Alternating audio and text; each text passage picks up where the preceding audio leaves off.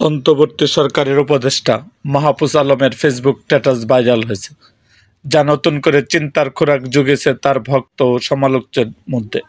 ফ্যাসিবাদের পুনরুজ্জীবন ও জুলাই বিরোধী শক্তি শিরোনামে ওই পোস্টে তিনি দেশের বর্তমান অবস্থা ও ভবিষ্যতের জন্য গভীর উদ্বেগ প্রকাশ করেছেন, জানিয়েছেন নিজের চিন্তার কথা। মাহফুজ আলম বলেন, জুলাই অভ্যুত্থান ছিল সব স্তরের মানুষের এক সমন্বিত মিলন মেলা, কিন্তু এখন দেশে নতুন করে বিভিন্ন ষড়যন্ত্র শুরু হয়েছে। ফ্যাসিবাদ এবার তার চেহারা বদলে বিভিন্ন রূপে ফিরে আসতে চাইছে, আবার নতুন করে সক্রিয় হতে চাইছে। তিনি সবাইকে সতর্ক করে দিয়ে বলেন, দেশের জনগণের বিরুদ্ধে এই ষড়যন্ত্র অবশ্যই রুখে দিতে হবে। কালচারাল ফেসিজম এবং পুরাতন অর্থনৈতিক ব্যবস্থার বিরুদ্ধে আমাদের নিরন্তর লড়াই চালিয়ে যেতে হবে। আমরা সেটা চালিয়ে যাচ্ছি। সামাজিক ফেসিবাদ বনাম সেকুলারিস্ট শক্তির ভণ্ডামি আমাদের উন্মোচন করতে হবে।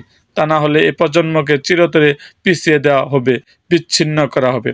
সরকারের পক্ষ থেকে মাহফুজ আলম বলেন, এই সরকারের 150টিরও বেশি আন্দোলন মোকাবেলা করেছে, ধ্বংস হয়ে যাওয়া অর্থনীতিকে আবার বাঁচিয়ে তুলেছে, আগ্রাসী পররাষ্ট্র নীতির বিরুদ্ধে বুক চিতিয়ে দাঁড়িয়ে আছে নতুন করে।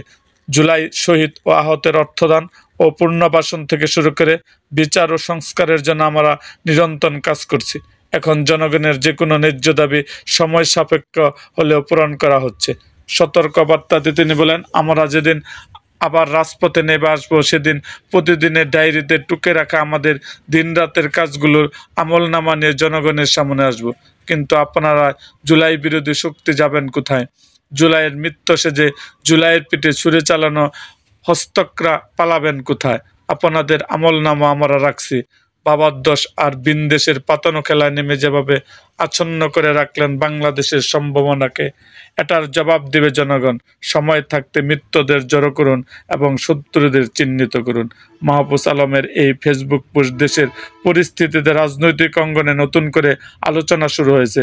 তার কথাগুলো শুধু ফেসবুকে সীমাবদ্ধ থাকেনি, বরং মানুষের হৃদয়ে জায়গা করে নিয়েছে। কিসের ইঙ্গিত দিলেন তিনি? এই প্রশ্ন সবার মনেই জাগছে। এরকম আরও ভিডিও পেতে এবং রাজনৈতিক অঙ্গনের নানা ঘটনা ও ইতিহাস জানতে আমাদের মুক্তাগাছার ইতিহাস মিডিয়া ইউটিউব চ্যানেলটিকে সাবস্ক্রাইব করুন এবং পাশে থাকা বেল আইকনটি বাজিয়ে দিন।